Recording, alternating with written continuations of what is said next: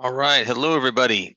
So, or as I should be saying, hello, my fellow electron microscopy aficionados. I'm going to try and make that my standard opening statement when I do my videos from now on. So, long time between uploads again. Had my microscopes down. I got one of them back, but one of them is still down, the fancy CS corrected instrument. So, and we still don't quite know what's wrong with it. So we're a little bit in limbo there, but we got one of them back. While that was happening, though, I wanted to put together some more content, and I've been having an idea for a while about doing a video on the Fast Fourier Transform. Okay. As I started putting this together, I realized that I had bitten off a little bit more than I thought I could chew. Um, So I realized that this needed to be kind of a two-parter. So the first part that we're going to cover today is just fundamentals of the Fast Fourier Transform. And then part two will be actually, the applications of it as it pertains to STEM. Okay. So that's what we're going to do in this video is we're going to talk about STEM and the Fast Fourier Transform and just the fundamentals of the Fast Fourier Transform. So as always, thank you so much for your support of what I do and my channel. It means a tremendous amount to me. As you can see right here, we're closing in on 4,000 subscribers. And that, of course, would be a huge milestone for me, obviously. Now, I'm not giving Taylor Swift a run for her money anytime soon, but, I think for somebody who's, putting content out related to electron microscopy, that's a pretty big achievement. So certainly appreciate everybody who has subscribed. If you're thinking about subscribing, I would appreciate it if you would. So we could get to 4,000 subscribers sometime soon. So, but as always, thank you for your support. All right. So what are the origin of talking about the fast Fourier transform? Well, it has to do with analyzing STEM data, and most of the time when we talk about STEM data, we're talking about images. So we have two different types of images here: a high res or a lattice image. This is silicon dioxide on silicon as viewed along the most studied zone axis ever for silicon, 110, and you have a HAADF-STEM image on the right. This is of a material called calcium lanthanum sulfide, which has a very unique and beautiful structure and produces some very unique and striking HAADF-STEM images. So it is a cubic structure. We're looking along a 111 zone axis here, okay? So in these images, there's actually just a wealth of information that we can learn, okay, about the sample, about the microscope conditions to a degree as well. But in order to see that information, sometimes we have to dig a little deeper, okay, and pull out some tricks in order to do that, okay? So when we talk about seeing the full picture, I like to use an analogy from one of my favorite movies when I was, a teenager, which is The Matrix, okay, which came out in, I think, 1997. And man, does that ever make me feel old. But I remember the scene from The Matrix where um, they're looking at this computer screen and they're seeing all these, random symbols just cascading down. And Neo's wondering, what is all this? Like, what does this mean? And then someone else is looking at it saying, oh, well, that's, a person walking by, and that's somebody doing this and somebody doing that. Okay. So the point is, right, depending on how you're seeing the matrix, okay, if you see it on the screen, it looks like this. But if you, right, if you see it on the screen, this is what you see. But if you plug into the matrix, maybe you see something like this, right? Which is, one of the famous scenes from the Matrix where Neo sees this attractive woman in a red dress, right? So sometimes the point is you need a different approach to viewing your data, okay, in order to extract everything from it, okay? So the idea then I want to introduce is that of what's called a spatial frequency, okay? So our STEM images often contain periodic features with certain spacing, regular spacing D. okay? So we can thus define what's called a spatial frequency, which is equal to delta K, and that is equal to 1 over D, okay? And this is what we call the associated spatial frequency with feature that has spacing of D. So then the question is, how do we ultimately observe the spatial frequencies, okay? Because there's a lot of them in both of these images, okay? So if we have a really unique kind of sterile set of conditions, we can sometimes directly observe the spatial frequencies, okay? So if we have a high-res image that looks like this, where I see one set of lattice fringes that are very well defined, okay? If I decide to extract the signal profile like this, perpendicular to the lattice fringes, right? I see something like this, and this is highly idealized, right? But this is basically a sine wave or a cosine wave, okay? So we have, a peak to peak distance, right? We can measure so many peak to peak distances, which corresponds to the spacing D. So if we do 10 of these, right, we can do 10 of them and then divide by 10. And that gives us D. And then if we take the reciprocal of that, we get delta K. So that's the spatial frequency, okay? So the reason that we can do this, though, is that we have an image where there's really only one spatial frequency present. And if that's the case, directly observing the spatial frequency is very easy to do, okay? But what if we have something a little more complicated, okay? So what if we have a high-res image like this, okay? Again, this is silicon along the most studied zone axis ever, 110, okay? And let's say we're looking at a profile like this.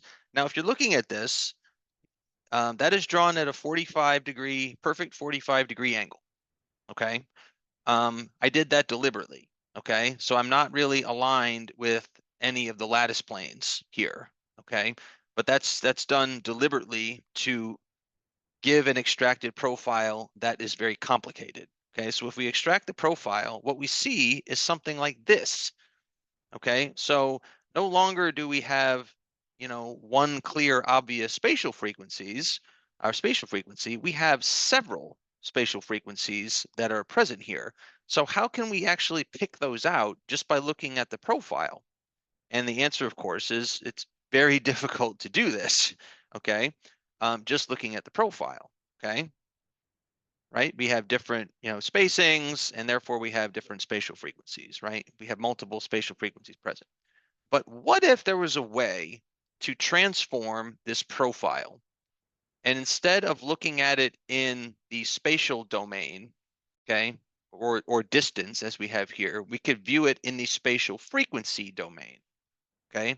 So if we do this to this profile, what we see is something like this, okay?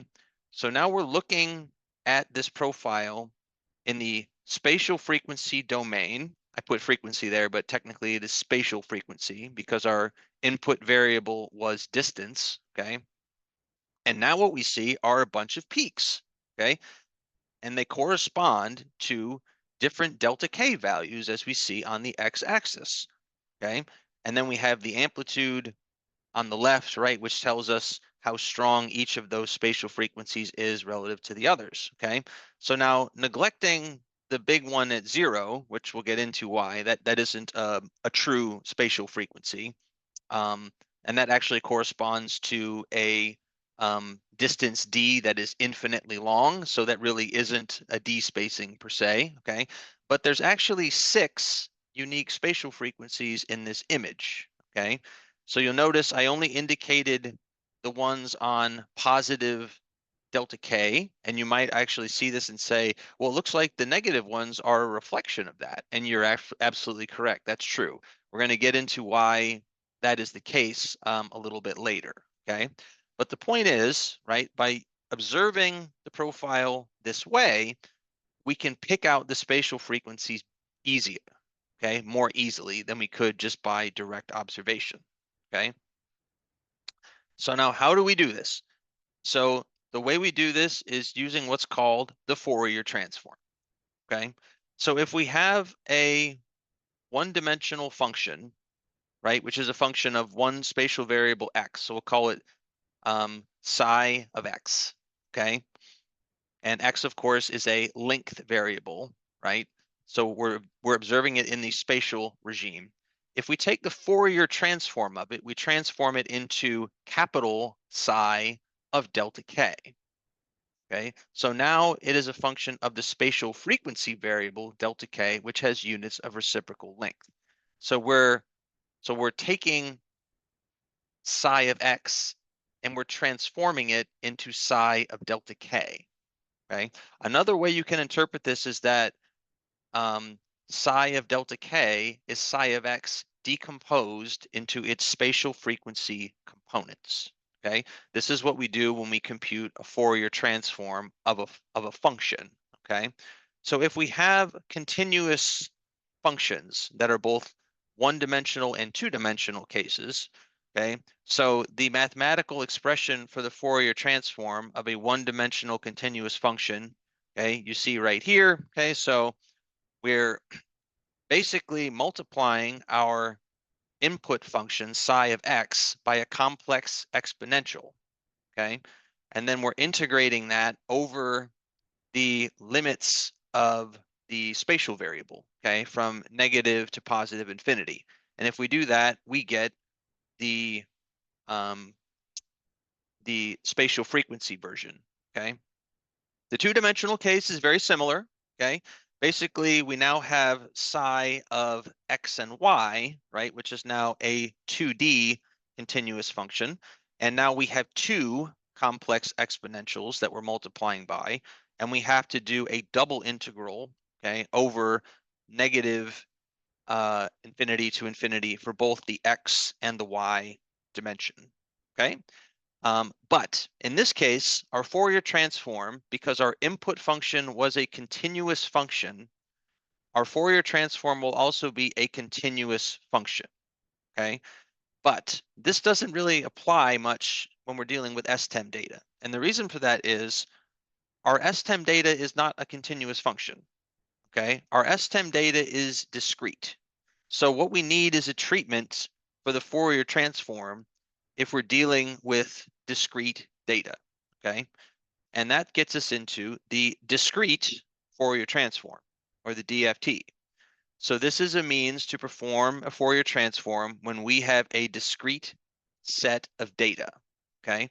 So if we define S of X as a sequence, right, a one-dimensional sequence of n equally spaced samples, meaning my distance between consecutive X values is equally spaced, okay? I can compute the Fourier transform of that discrete sequence, or I should say the discrete Fourier transform. So now I have capital S of delta K, and it looks similar to the integral, okay? I'm multiplying my input function by a complex exponential, okay? And now, again, I have little n goes from 0 to n minus 1, so I have n terms in S of x sub n, okay? And then n goes from 0 to n minus 1, okay? So my complex exponential right here, okay, here's the delta k, and then I have little n over big N, okay? So now I have to compute this summation to get S of delta k for the different values of delta k. But delta k now, instead of having units of reciprocal length, it now takes on integer values from 0 to n minus 1. Okay, so I have to compute this summation for each of these values of delta k. So if I have the two-dimensional case now, okay, I have now n by m equally spaced samples. Okay, the summation is very similar, okay, except I have two complex exponentials, and I have a double summation here from n equals 0 to n minus 1 and m equals 0 to m minus 1. And again, now I have two delta k variables here, okay, delta kx, delta ky, and these again take on integer values from 0 to n minus 1 in the k case, and from 0 to m minus 1 in the y case. Okay, so this is the discrete Fourier transform. Okay. So now if we just consider the 1D case, because that's the simplest thing to do here, okay, um, this you can think of as identical to a dot product between two vectors, okay? So the complex exponentials are themselves a 1 by n row vector, okay? Because n, little n here, takes 0 to n minus 1 as its values, okay? So and then you're taking the dot product of the complex exponentials as a 1 by n row vector with s of x sub n as an n by 1 column vector, again, where this has n terms in it as well, okay? And again, this is for a given index of delta k. So when I take the dot product of a 1 by n row vector with an n by 1 column vector, I end up with a 1 by 1 vector, or just a value of s of delta k, okay? So we perform this dot product n times, right? For delta k 0, 1, 2, all the way up to n minus 1. And that generates all of our values for s of delta k. And this is itself an n by 1 column vector, okay? So what we can do to actually simplify this is we can rearrange this into a matrix form, okay? So we can say S of delta K is equal to matrix W times S of X sub n, okay? So over here, right, we have on the left, we have our different values of S for the different integer values of delta K from 0 to n minus 1.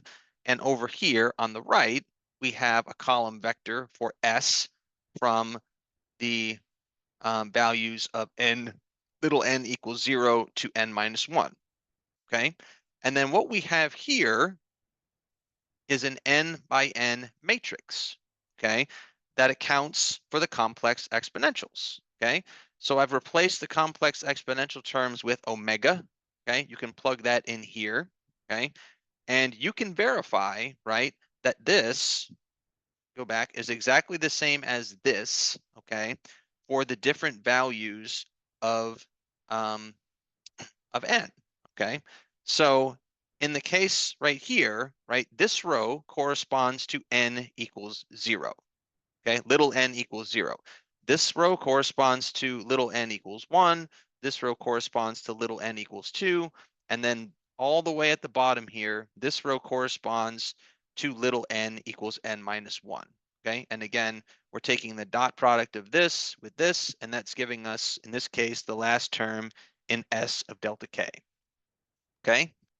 So now, where the fast part of this comes in is we have a lot of repeated calculations inside of this W matrix, okay?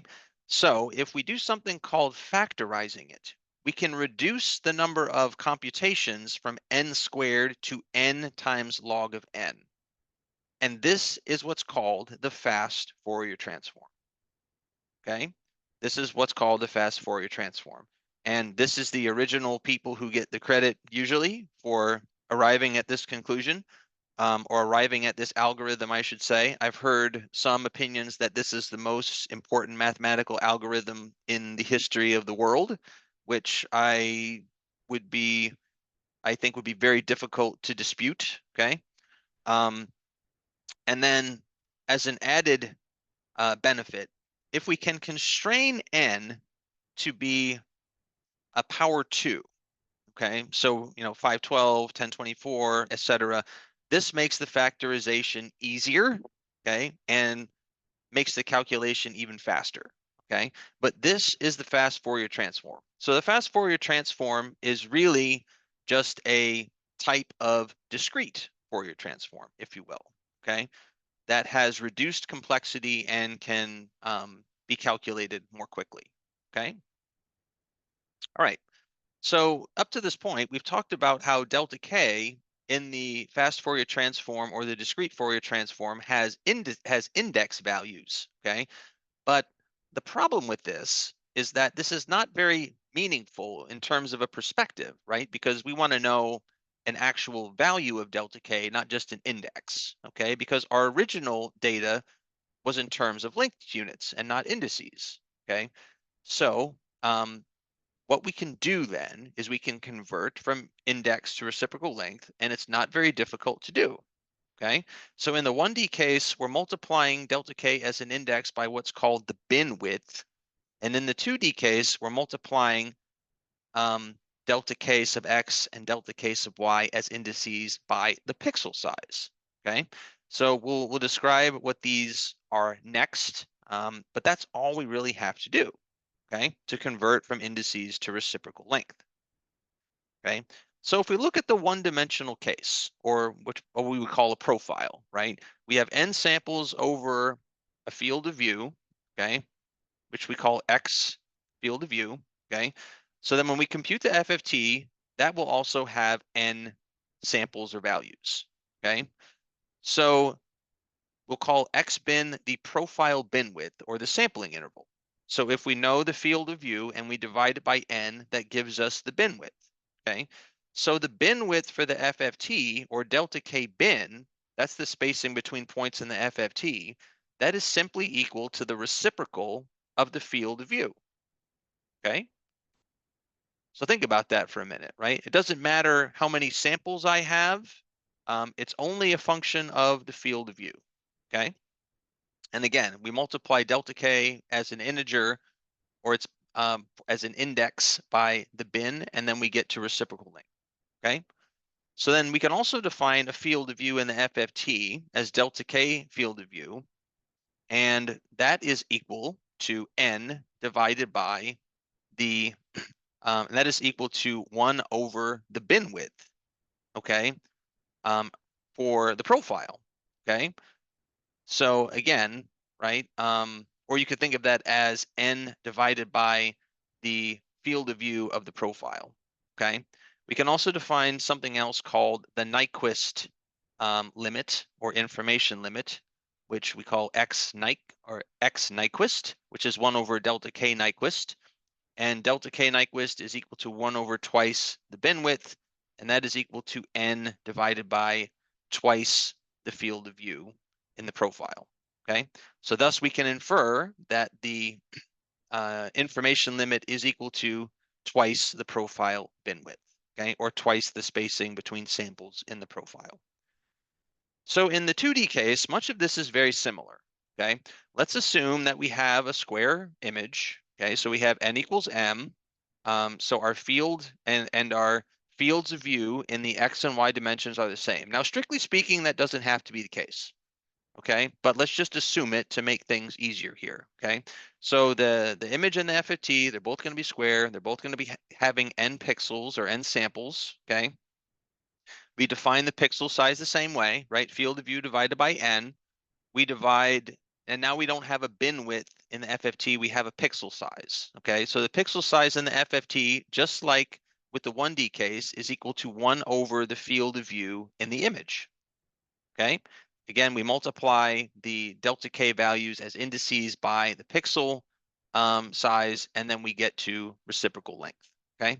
So again, we have a field of view in the FFT, and that is also equal to 1 over the pixel size, which is analogous to 1 over the bin width in the profile for the 1D case. And then we have a very similar relationship here for the Nyquist limit, okay? And once again, we see that it is equal to twice the pixel size for the two-dimensional case, or the image case, okay? So we can visualize in the 2D case what's going on here, okay? So we have a STEM image over here on the left, okay? And then we have, and we're assuming square, so n equals m, and then we have the FFT on the right, okay? And then this is actually the FFT of this image, okay? So let's discretize it. Now the image itself is already discretized, but I've made this the mesh coarser here so we can see this, okay? And we can do the same thing to the FFT, okay? So, right, pixel size in the image is equal to the field of view divided by the number of pixels, okay, along one of the directions, okay? The Nyquist limit is equal to twice the pixel size, and then the field of view is equal to number of pixels along one of the directions multiplied by the pixel size. In the FFT case, so the pixel size is equal to 1 over the field of view in the image, and the Nyquist limit is equal to 1 over the Nyquist limit in the image, or 1 over twice the pixel size in the image. Okay, and then the field of view is equal to 1 over the pixel size in the image. So we can see, right, the field of view in the FFT is twice the Nyquist limit in the FFT. Okay. And then we can also define the origin of the FFT as dead center here. Okay. So again, we have delta Kx and we have delta Ky. So we're going to see in a minute how these are actually vectors. Okay. So we add those together to get delta K, and at the middle here, that corresponds to delta K equals 0, which would correspond to a D spacing that is infinitely large. Okay. Okay. So the field of view in the FFT and the Nyquist limit are a function only of the pixel size for the image. Okay, that's all that contributes to that. Okay, and likewise, right, the pixel size in the FFT is only a function of the field of view in the image itself. Okay, so in other words, I could have, you know, as many or as few pixels in the image as I want. The only thing that's controlling the pixel size in the FFT is the field of view. Okay. Okay. So as I just mentioned, delta K is a vector. Okay, so we have our HAADF-STEM image here, and we have the FFT here. This is the same FFT I just showed you. I just used a different color map here. We're going to see a few of these different color maps because I'm just trying to, keep things a little interesting here. Okay, so we can define, right? We draw delta K from the origin to the spots here. Okay, so that's delta K1. We can define that as delta K2. We can define that as delta K3. Okay, so we can see that these all have different lengths and they all have different orientations. Okay, so if we want to look at how this computes to the actual image, so in delta K1, okay, I have a D spacing here. And then in delta K2, that vector is shorter than delta K1, which means the D spacing is going to be bigger. Okay. And then in delta K3, that vector is the longest, so that means the D spacing is going to be the smallest. Okay. Now, the spacings as I have drawn them here, they don't correspond to the actual D spacings that you would measure based on the scale bars. Okay, just full disclosure. So this is just, schematic to indicate the relative spacings, but the orientations of the delta K vectors, those are actually accurate. Okay. Okay, so again, magnitude of the delta K is like this. So 3 is the biggest, 2 is the smallest, but you have a reverse relationship with the D spacing. Okay, so the second D spacing is the biggest and the third is the smallest. Okay, so up to this point, I've shown you now the FFT a couple times, okay, but when we're seeing the FFT or visualizing it, what is it that we're actually doing? Okay, so if we're starting with the assumption that our input signal is real, then the FFT will have to be complex. Okay, so again, right, big S of delta K is the same thing as the FFT. Okay, so if the FFT is complex, we can't really observe it directly. Okay, so if we want to observe it, what can we do? Well, if it's complex, we can look at the individual real and imaginary components, which we don't typically do. Okay, but what we can do instead is we can look at the modulus of the FFT, which is also known as the absolute value. So that is the sum of the squares of the real and imaginary components and then the square root. We can look at the modulus squared of the FFT, which is just the square of the real component plus the square of the imaginary component, right? Which you can verify is the same thing as the square of what I wrote for the modulus, okay? And then we can also define something called the amplitude, okay, which is basically just a modified version of the modulus, okay? The amplitude is interesting though, because it actually allows us to quantify the amplitude of each spatial frequency in units corresponding to what we saw in the actual image, okay? But the amplitude is just, again, ultimately a scale version of the modulus, okay? So if we're looking at the modulus and modulus squared, typically we have to use a log scale when we display these, okay? And that's probably the most common thing, okay? So if we want to look at just, real and imaginary components, so this is the real and imaginary component of the FFT taken from silicon along the most studied zone axis, okay? And you can see, right? So this is my intensity range here, okay? So I have a big range here, okay, that goes from negative to positive, okay? So if I have, negative and positive values, I have to use a linear scale, right? Because I can't take log of negative, okay? Um, but it becomes very challenging to interpret these in a kind of meaningful capacity, right? Because you have this variation in sign, okay? Because the real and imaginary can be positive or negative. Okay, so what if we look at the modulus of the FFT? Excuse me there. So if we look at the modulus, we see that this has a very high dynamic range, okay, between black and white based on the contrast limits. So that is about, what would that be? That's almost 6 orders of magnitude, okay? If we look at log of the modulus, then this is a little more manageable. So we're only looking at um, a difference of about n order of magnitude, okay? And if we look at the log of the modulus squared, again, it's about n order of magnitude in terms of the dynamic range, okay? So as is, the modulus and modulus squared usually have a very high dynamic range, okay? So, and again, this is, log scale here. So if that's 5 to 15 orders of magnitude, you usually have to use the log scale to see everything properly, okay? And that's usually what we do, okay? So then, if we have an FFT and we're seeing it here, and I'm telling you it's an FFT, what is it that's actually being displayed on the FFT? Okay, so we have a bunch of different possibilities here, right? We've got the modulus, we've got the modulus squared, we've got amplitude, we've got real and imaginary components, we've got log of the modulus, we've got log of the modulus squared, okay?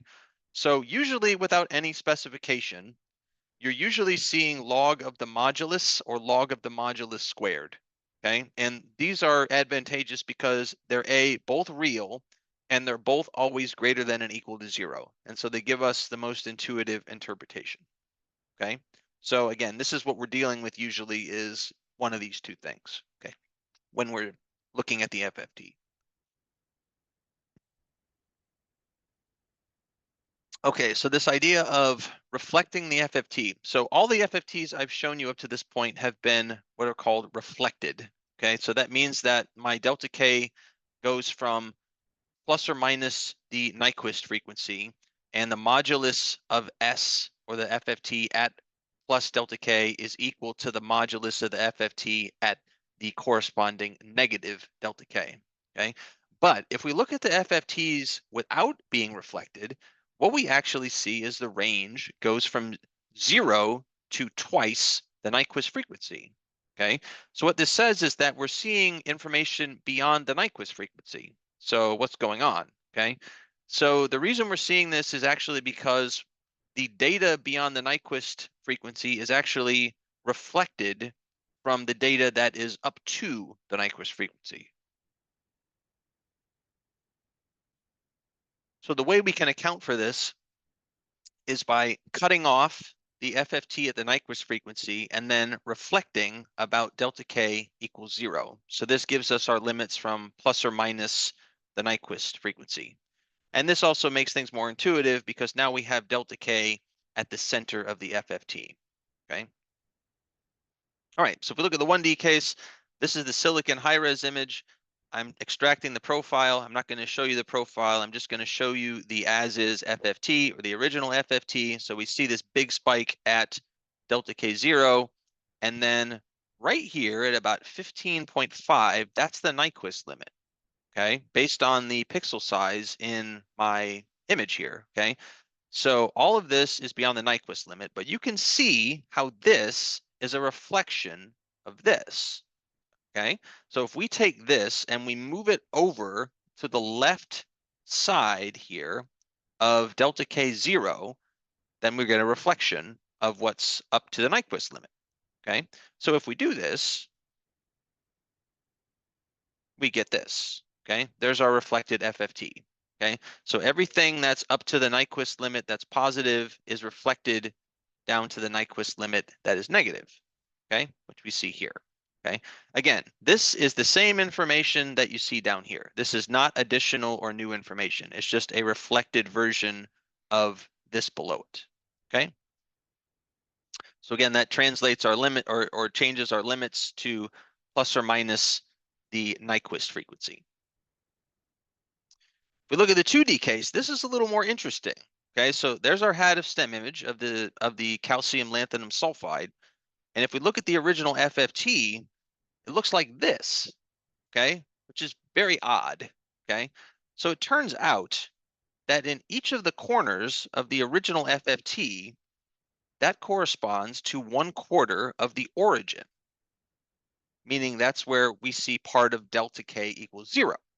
Okay, so what we can do then is we can rearrange this so that each of these corners meets up and we move that to the center. Okay, so if we quarter the original FFT, so you can imagine, right, if I take this and I cut it into quarters, and then I shift each quarter, so the corner with the part of the origin goes to the middle, okay, I end up with this, okay, and then I have delta K in the middle.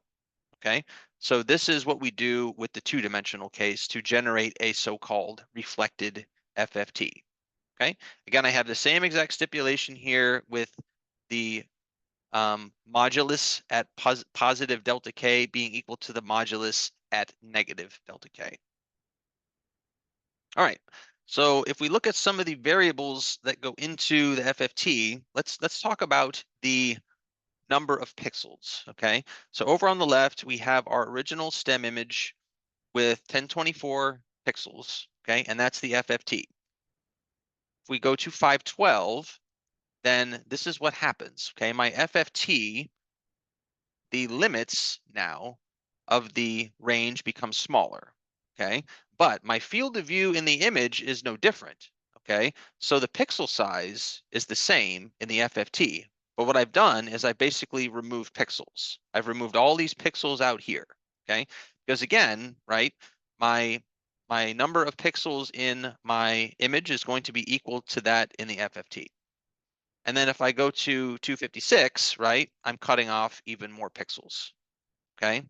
So as I go from 1012 or 1024 to 512, right, I'm cutting down my pixels by a factor of 4, okay? Factor of 4, right? Because you have to square your dimensions, okay? So your original image has about 1 million, right? And then your 512 by 512 image has about 250,000, okay? Right, so again, field of view is constant, right? Regardless of the number of n, okay? So my pixel size changes as my n changes, okay? So that means my field of view decreases, right?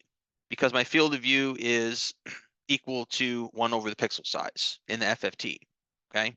But my pixel size is the same, regardless of n, because my field of view in the image is the same, okay?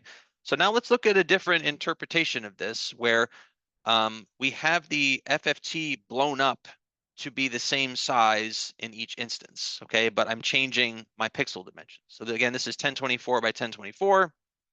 This is 512 by 512. Okay, so now this has 1/4 the pixels of the original. So you can see, right? Look at what happened to the scale bar. Okay, my scale bar here, right? It got bigger. Okay, because the field of view got smaller because I cut n down. Okay, and right, my half of the field of view is equal to the Nyquist limit, okay, which is also reduced. And then at 256, right, my scale bar gets even bigger because I've again lost more of the field of view in the FFT, okay? So again, this is just another way to show what we showed in the previous slide, right? And again, this is another color map that I took from ImageJ, which I think they call Fire, if I remember correctly, okay? But what I want to point your attention to here is there's some interesting things that happen when we cut the pixel dimensions down really small, okay? So some of the spots in this last FFT shouldn't be in here, okay? And we're going to see this in a moment, okay? Just as a little preview, okay? So one of the things that happens if we make the pixel dimensions of the image too small is we get what's called aliasing or wraparound, okay? So again, we can watch what happens here. 1024, 512. At 512, I still don't have a problem, okay? Every spatial frequency I'm seeing in here was included in the higher pixel density image, okay? So I'm not losing any information actually. But when I go to 256, okay, something weird happens, okay? So all of the spots that I have circled here, these are spots that should be outside of the field of view, okay? They should be outside of the field of view. Instead, what happens is they get wrapped around and they get put back inside of the field of view of the FFT. So if they should be outside of the field of view, that means that they're being analyzed or read as being a shorter spatial frequency than they should be, or a bigger despacing than they should be, okay? Okay, so what happens here, and this is what's called aliasing, okay? So what's happening is that as we make n really small, finer features are not sampled adequately, okay? And so what happens then is those features get aliased as larger than expected, okay? So meaning the d-spacing is larger than expected, meaning delta K is smaller than expected, right? Because we had that inverse relationship, okay? So another great picture of this from one of the great books on computational work in electron microscopy by Earl Kirkland uses this sine wave, okay? So when I heard the word alias, I initially thought of the TV show. Maybe some of you are familiar with this. I never watched the show aside from I think one episode because I had a friend in college who was obsessed with this show and he thought it was the greatest thing ever. So he was always bugging me, come watch one of the shows. So I watched one of I think the pilot with him. So it was entertaining, but I never came back for it. But first thing I thought of was the TV show Alias, right? And the line is from Alias is I can be anyone I want to be, which I changed to I can be any spatial frequency I want to be, okay? So what they show here is we have an original sine wave like this, okay?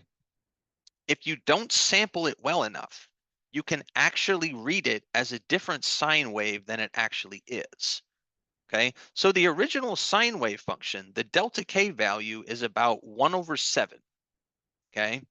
Based on my units here for X, which they're not giving us, nanometers or whatever. So we're just, we're just using units of X, right? Okay. If we look at the delta K version for the undersampled, or the delta K for the undersampled, then my delta K is now 1/25, okay? Which is about 4 times smaller in terms of the delta K. Okay, so you can see how just by inadequately sampling the sine wave, I can make it be something else entirely than what it actually is, okay? If I don't properly sample it, okay? And this is, again, what we called aliasing.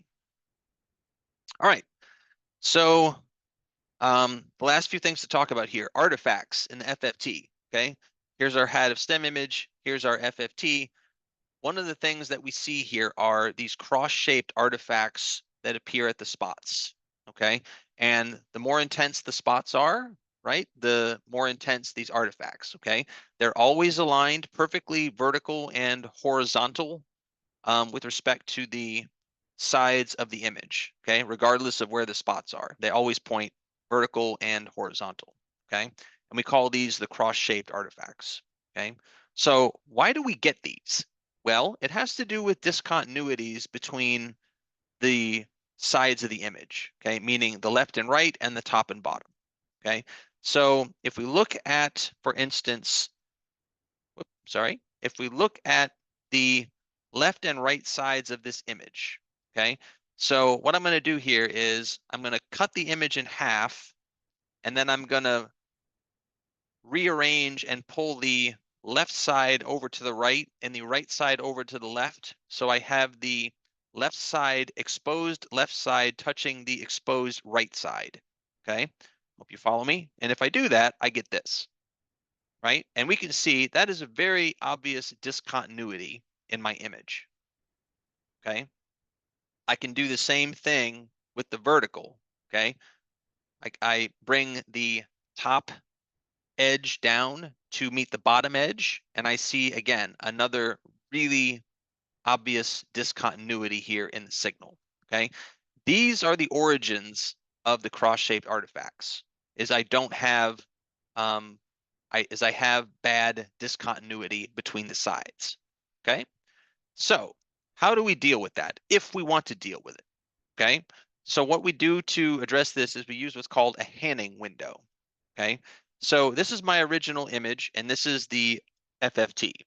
Okay, if I apply what's called a Hanning window, I do this. Okay, so the Hanning window is basically like a bell-shaped function that basically smooths my image out to be 0 at the edges. Okay, so what this does is it now gives continuity between the two sides, the left and right and the top and bottom sides. Okay, so if I look at the left and the right, I don't have a bad discontinuity anymore. Okay, I can do the same thing vertically. I don't have a bad discontinuity anymore. Okay, so what's my FFT look like? Looks like this. Okay, I don't have those artifacts anymore. Okay, what some people will refer to this as, and this is what Gatan refers to this as, they'll call this a diffractogram. Okay, they call it a diffractogram because now the spots look like spots from a diffraction pattern. Okay, because I've removed the cross-shaped artifacts. Okay, but there's a catch. Okay, when you apply the Hanning window, a large chunk of your image, probably about half of it, now is empty pixels. Okay, and because you have a lot of empty pixels, your FFT is now going to be noisier. Okay, because if you have nothing in your actual image, you're just basically adding noise to the FFT. Okay, so we don't get removal of the artifacts for free. Okay, another question to ask is, what if we want to take the FFT of a non-ideal image? Okay, meaning n is not equal to m, or I don't have n as a power 2 dimension. Okay, so if we look at this image snippet here, which is 338 by 512, okay, I can still compute the DFT from this, but this becomes computationally more difficult to do. Okay, so what we can do instead is we can do what's called a padding of the image. So basically what we do then is we figure out the smallest image that we can use that is a power 2 dimension that will encompass the image we want to take the FFT of. Okay, and it has to be empty. Okay, so then we take our image and we put it inside of the empty image. So what this looks like is this. Okay, so the smallest power 2 dimension that I can use here is 1024 by 1024. Okay, I can't use 512 by 512 because I have a 582 here. Okay, so I've got to do 1024 by 1024. Okay, but now again, I have 81% of this is empty. Okay, I can still compute the FFT, but 81% of my pixels are empty. Okay, so I can do the FFT, and here we go. I can see, a lot of the features here. Okay, but again, because we have a lot of empty pixels in this case. Now, obviously, it depends on, how much padding you have. The lesser the padding, the less of an issue this will be. But in this case, because of the dimensions, we had to use a lot of padding here. Okay, so we can see the effect of this here. This is the padded image in the FFT, and that is the full frame in the FFT. Okay, so hopefully it's pretty obvious here. Let me go back and forth, the image without any padding has better signal in the FFT, again, because we don't have any empty pixels in that image. Okay, right? So again, padding the image facilitates the FFT, but we're adding noise, right? So we have, a trade-off, just like with the Hanning window. All right, and then the last thing I want to touch on here.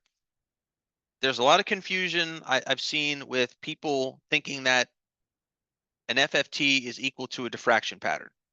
Okay, so very quickly, the diffraction pattern, formally, the definition of a diffraction pattern, okay, is the modulus squared of the Fourier transform of the exiting electron wave as it comes out of the sample, right? So if we call that psi of x of y because it's two-dimensional, right, when it leaves the bottom of the sample, okay? So this is what we have to do, okay? We take the Fourier transform of that, and then we take the modulus squared, okay? So then, right, that's the same thing as psi of delta k of x, delta k sub x, delta k sub y, modulus squared of that, okay? So, and again, right, this goes back to that equation we had for, a continuous function, okay? Looks very similar to that, except now, right, we have limits of integration here that would correspond to like our beam dimension, right, per se, okay? So, but again, we're taking the modulus squared of the Fourier transform of our exit wave, okay? This is not the same thing as computing the FFT of an image, okay? It's not the same thing, right? What we're doing with the FFT is we are doing a mathematical manipulation to an image, but um, we're not actually doing something to the electron wave itself, okay? Or viewing the electron wave itself, okay? That's what we're doing when we view a diffraction pattern, okay? Again, this is a common misconception. The reason it's a common misconception, though, and there's a reason for this, is because there is a lot of common information that we can get from the FFT as well as a diffraction pattern, okay? But DPs contain information that we can't get from FFTs. And likewise, there's also information in FFTs that we can't get from DPs, okay? So, hopefully that's enough of a lead in to make you tune into part 2, okay? Because we're going to discuss that in a little bit more detail, but suffice it to say, an FFT is not the same thing as a diffraction pattern. All right, just to summarize, we introduced the concept of observing data in the spatial frequency domain instead of the spatial domain. We introduced the FFT as a means to transform our data, okay? Because again, our data is discrete and we need a discrete treatment to do that, right? So we introduced the FFT, which is a discrete Fourier transform that has been factorized for fast computation, okay? And then we went over some of the fundamental considerations of computing FFTs, right? We talked about sampling, we talked about the Nyquist limit, we talked about aliasing and wraparound, the artifacts, and how we can pad images if they don't have square dimensions or power 2 dimensions, okay? All right, so that is going to wrap up this video, and I will get working on part 2 and let you know as soon as we're ready. So thanks again for your support, and hope your microscopy work is going great so far in 2024. All right, take care, everyone.